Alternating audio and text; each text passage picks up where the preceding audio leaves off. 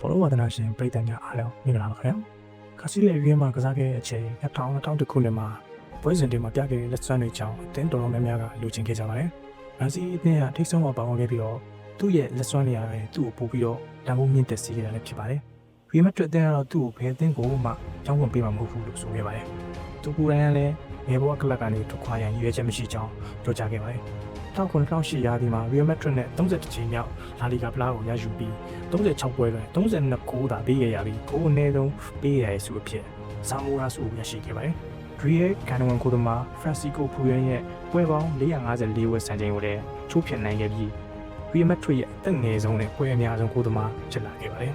2017-2012ဘောလုံးရာသီမှာ Real Madrid အတွက်ပွဲပေါင်း600ကိုကစားခဲ့ပြီးတော့ရာဟုနဲ့ဂူဒီတို့ထွက်ခွာခဲ့ချိန်သူဟာအသင်းကောင်းဆောင်ဖြစ်ရွေးချယ်ခံခဲ့ရပါတယ်။ ပိုတူဂီနီးပြဟိုဆေးမော်ယွန်နဲ့ဘောဒါစင်မပြေဘူးအနေငယ်ဖြစ်ပြီးတော့2012ခုနှစ်မာလာဂါနဲ့ပွဲစဉ်မှာသူ့ကိုရန်ကုန်မှာဖြစ်ထားခဲ့ပူပါတယ်။2012-2013ဘောလုံးရာသီတွင်ဘာစီလက်ဟာ IFFHS World Best Goalkeeper ဆုကို